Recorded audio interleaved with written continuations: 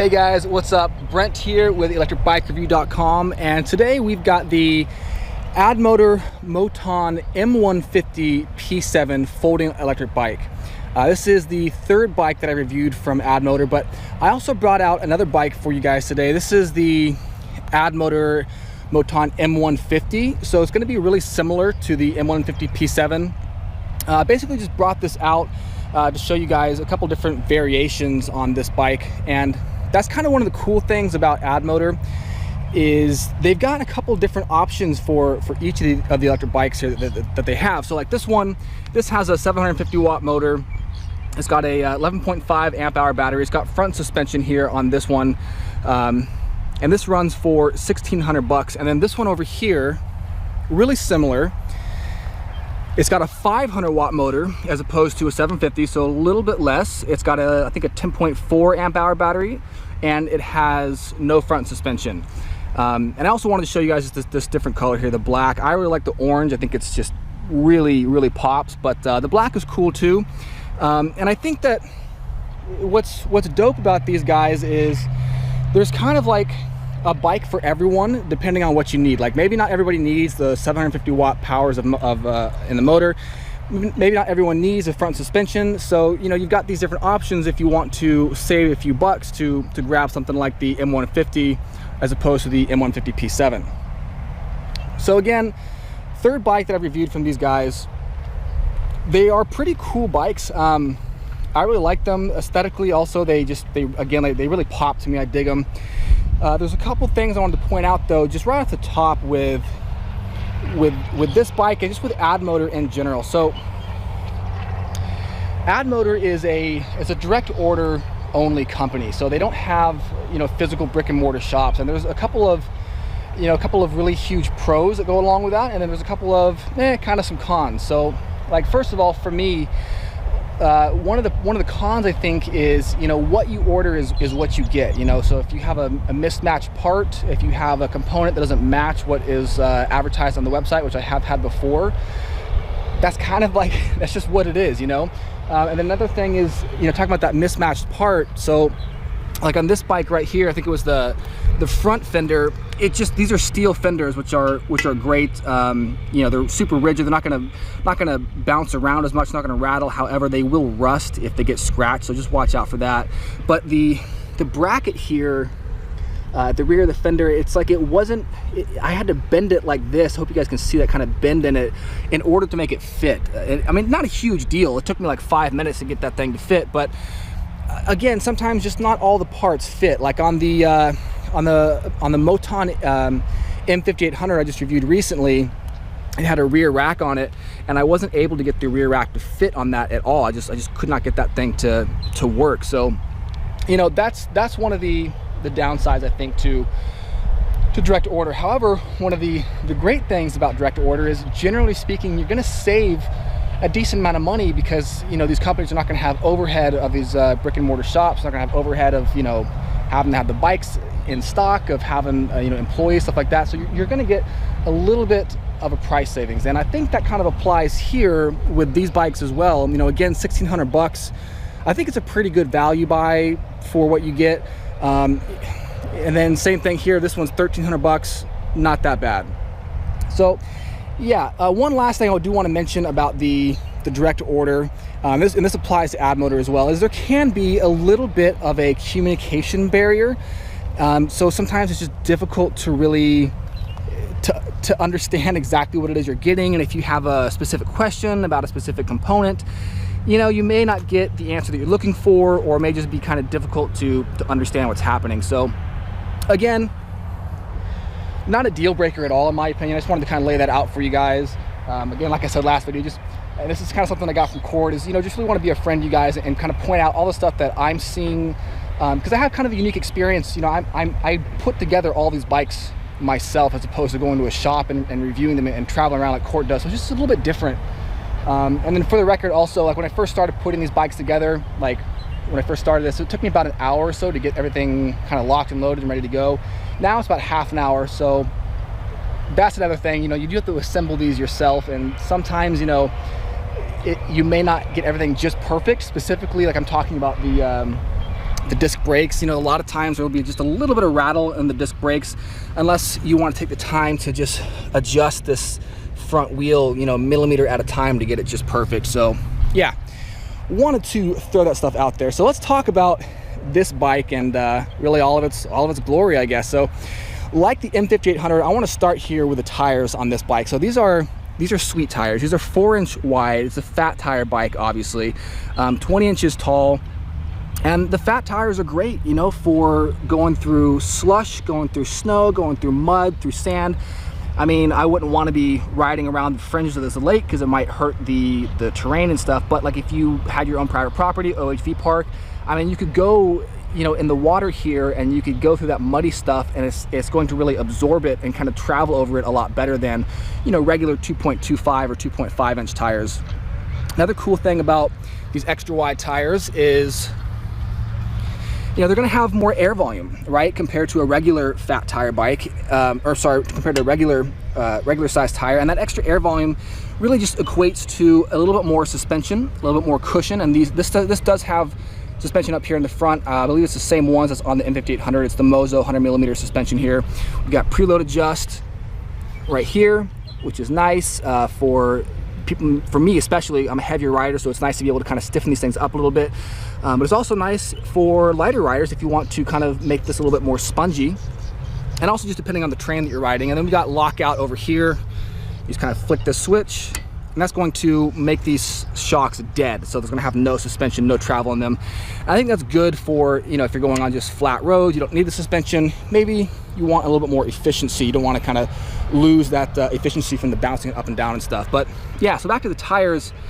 You're also going to have more surface area on these. So again, just going back to being able to ride, you know, stuff like this or mud, snow, whatever, that extra surface area is really going to translate to just more traction.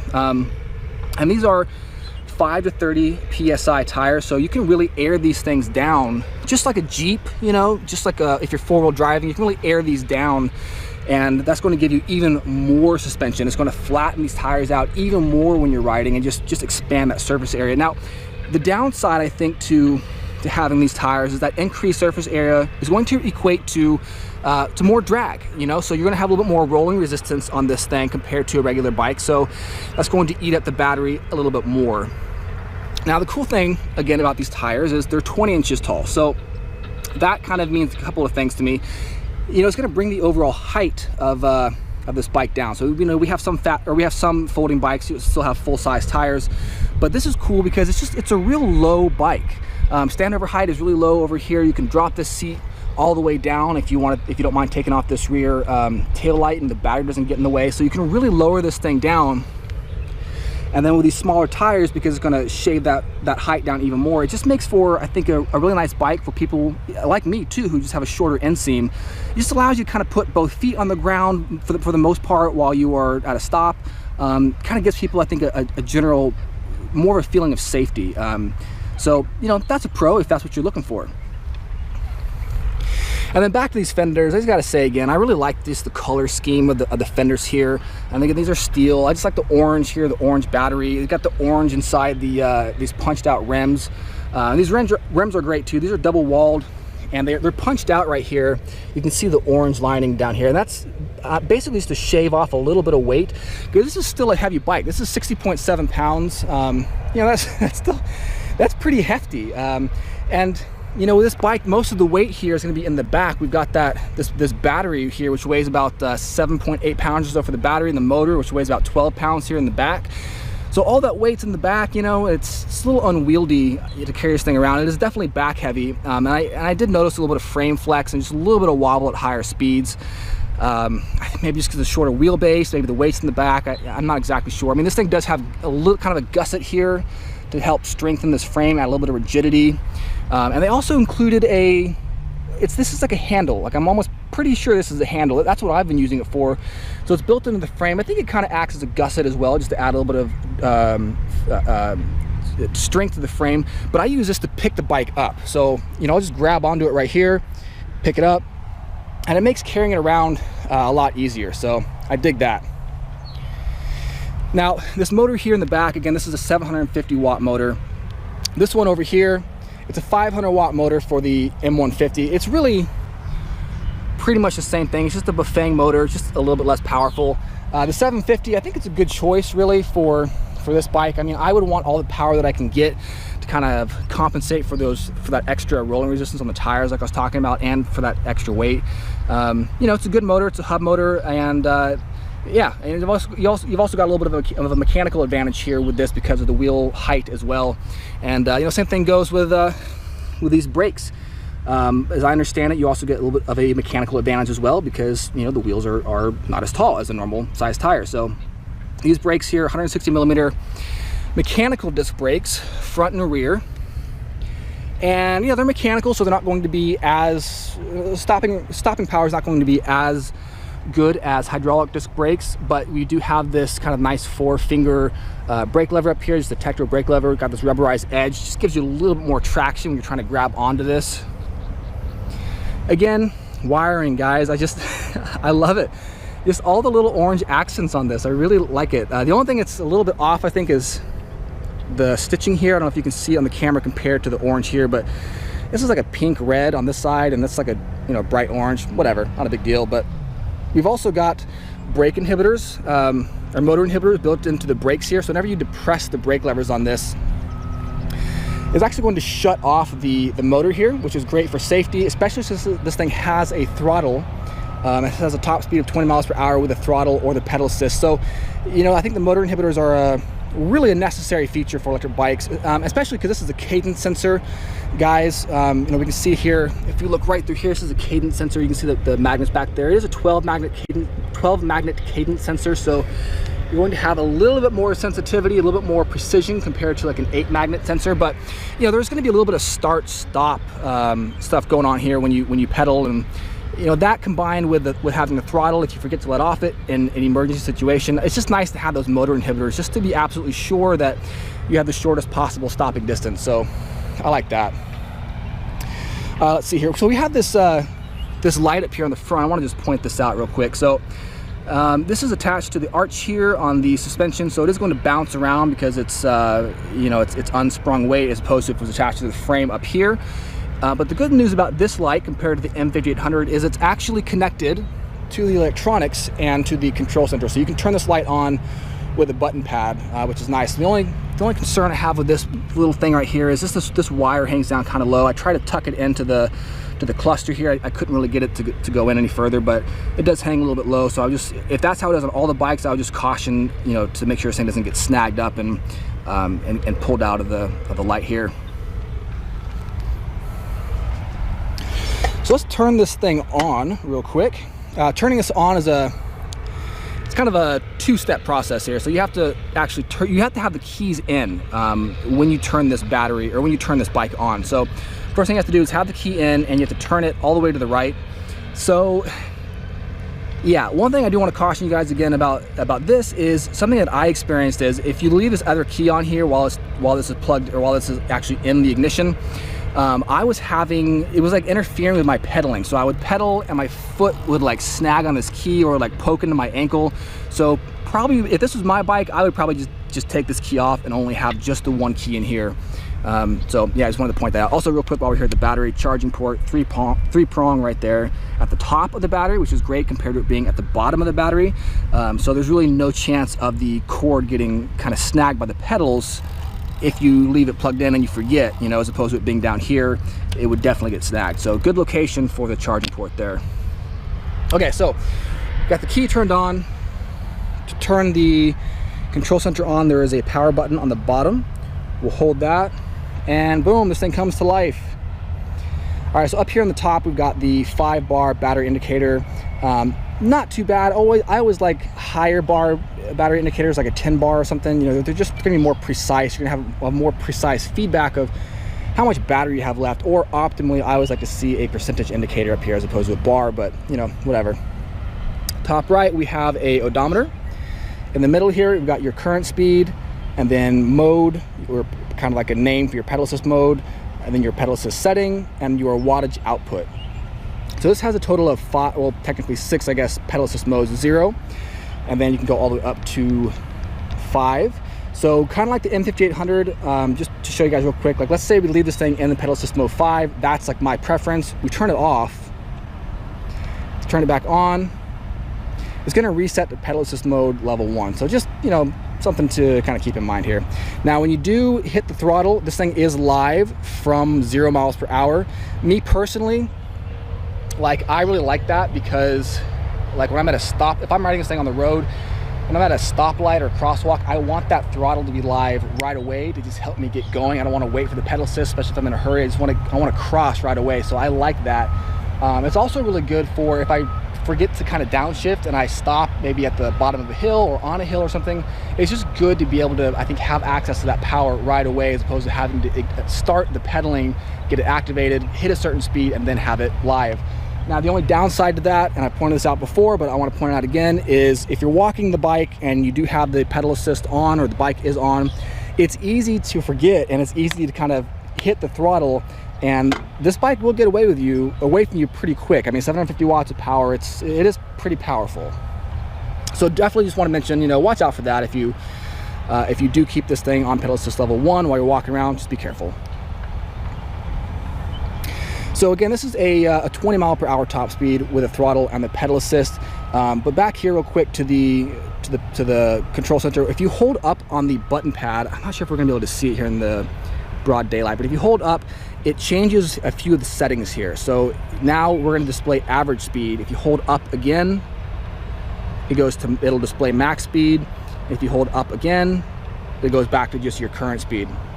If you hold a long press on the down arrow, it'll start the bike into walk mode, which is nice for walking up hills or just kind of walking the bike beside you, whatever. And then to actually turn on and off the front headlamp and the backlight here, it's kind of a unusual button combination, is hold the up arrow and the power button. So we got to hold both of those. And you'll see right here, that little light thing turns on. And then in the front, we can see the light. Well, you probably can't see it that easily in the broad daylight, but the light is on. Yeah, and this is not a bad light, guys. This is actually a relatively okay light. It's got a decent beam pattern. You can kind of use it actually for illuminating your path while you're riding at night, as opposed to just increasing your visibility, which I think is a great thing.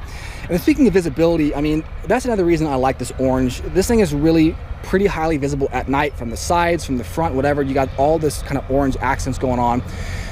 The blacked out, I mean, I like blacked out stuff. It looks pretty dope, but just something to keep in mind is it is going to be a little bit less visible at night, so maybe a safety concern there. Just something to keep in mind. Cool. And then yeah, so for the wattage thing, let's see if I can tilt this bike back here and show you guys this in action real quick. Yeah, so that's kind of cool. It shows you how much power you are asking from the motor, how much power the motor is giving you. This is kind of a cool feature. I dig that. Yeah, so let's see the battery here. Let's go back to this real quick. This battery is removable. Fantastic. It means you can charge this thing on the bike or off the bike. You can keep it stored in a cool, dry place. You know, that always helps to just increase the longevity of batteries. But in order to take this battery out, you have to actually release the seat post. So the good news is it is a quick release for the seat. Take that out and then turn this thing out all the way to the left, and it just should pop right out here. Yep, there we go. There's your battery. You can see the groove here on the back where it slides in, and it's also kind of beveled here on this side, so it slips in pretty nicely. Doesn't really get in the way of the seat post here. Putting it back in, let's see if we can do it one-handed. Gotta get this thing lined up. Yep, there we go. Then once it's back in, make sure it's seated, and then just give it a nice turn to the right. Put your seat back in, and you are good to go. Now the light here on the back, this is just it's an independent light. This is a little button press light. It takes 3 AAA batteries, are kind of grouped like this, just real close together. One press turns this on, another press makes it blink, and a third press turns it off. That's pretty much how that works. So I'm gonna fold this bike up here in just a second, but one thing I really like about this bike is this, it may not balance on this uneven terrain, but when you're on flat ground, this little cage right here this bike will balance on this thing while it's folded, which is great because I've seen some electric bikes where it'll tip over unless you're actually standing there holding it or just laid on its side. So yeah, let's see. A few other things real quick I want to point out before we get to folding this thing up and doing the ride portion here is these pedals are folding pedals, so they're kind of like the Wellgo folding pedals, but not as I don't know, not as nice in my opinion. So you just squeeze the lever in the middle, fold it up, and boom, that's it. To undo it, you just pull it down and it snaps into place. So I like that there's folding pedals here because this is a folding bike, obviously, and you know, it's like you want to be able to maximize how small this thing can get if you're wanting to store it in a tight place. So that is a nice feature. And then back here real quick on this side, I just want to point out the chain guide / chain guard here. So this is like a double-sided chain guide right here. It's plastic, so again, maybe a concern here would be that if you actually do get a rock strike or something, it could break the plastic, but it is double-sided, which is great. It's just gonna help keep this chain seated, you know, nicely here in the chain ring, kind of help it from popping off on either side. Also, real quick back here, Shimano Tourney 7-speed derailleur, pretty standard entry-level derailleur. Yeah, so cool.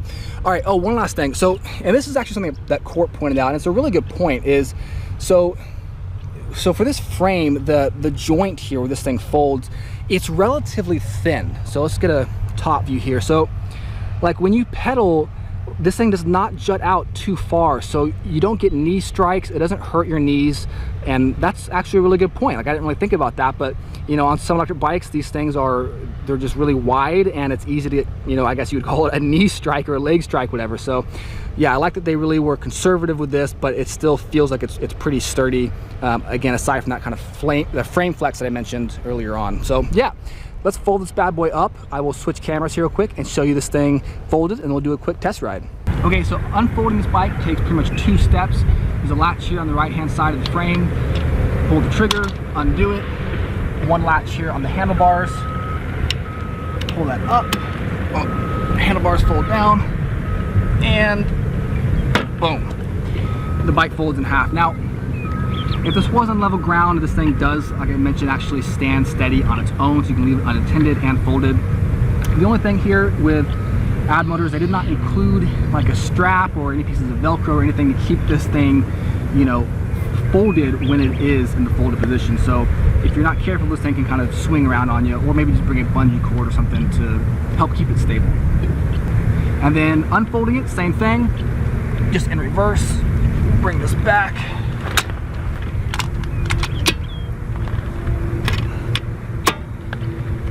And I mean, I think that's pretty cool with this bike, but it's general with most folding bikes. It's really easy to fold and unfold these things, guys. It takes like legitimately like 5 or 10 seconds to get this thing folded, unfolded, stowed, whatever. So yeah, that's cool, I dig that. This first clip is just of the suspension, so you guys can see again really just how much these things are working.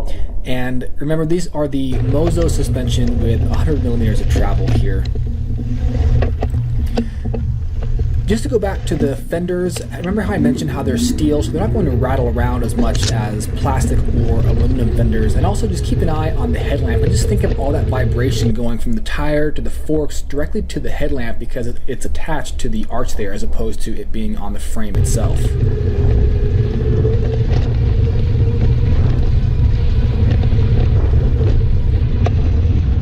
Here I'm turning the lockers on, and this is to show you guys what I was mentioning earlier about if you want to just increase efficiency overall, save some of the battery, eliminate the bounce. And I think this is a good option for riding on roads like this where it's nice and smooth, or even maybe just some light off-roading like on a nice compacted dirt trail or something. But just check out the suspension. There's no movement at all, and really that's exactly what lockers are meant for. Here I'm going to switch through the gears just a few times so you can see the derailleur in action. And I'm also going to start and stop pedaling so you can hear the delay with this cadence sensor like I mentioned earlier. So again, this is a 12 magnet cadence sensor.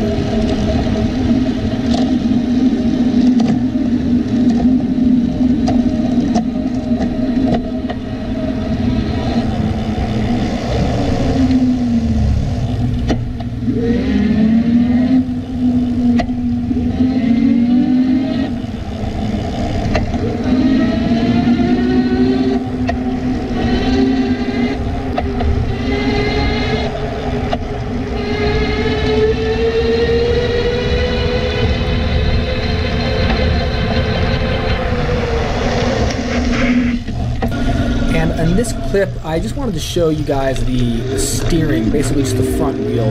So I mentioned there's a little bit of frame flex at top speed of 20 miles per hour with this, but because of that short wheelbase, this thing is really pretty nimble. It's easy to flick this thing around, and it's also easy to transition from on-road to off-road.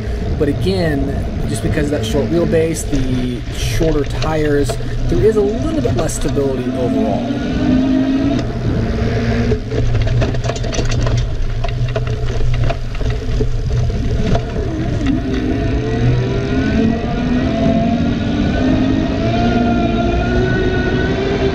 Now we're going to do a few drone shots to show you guys this bike in action, a little bit from a distance, and also just shots from the air. I always like them. I think they're pretty cool.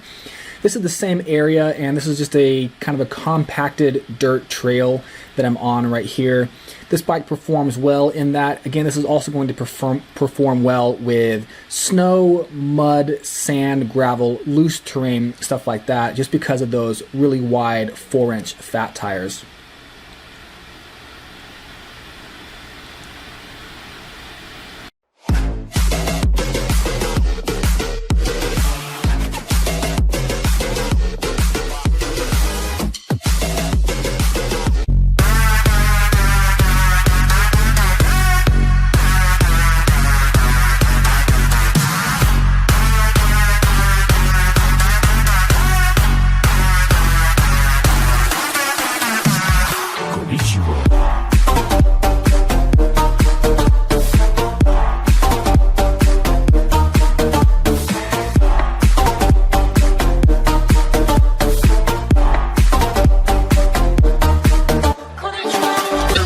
Your fucking hands up.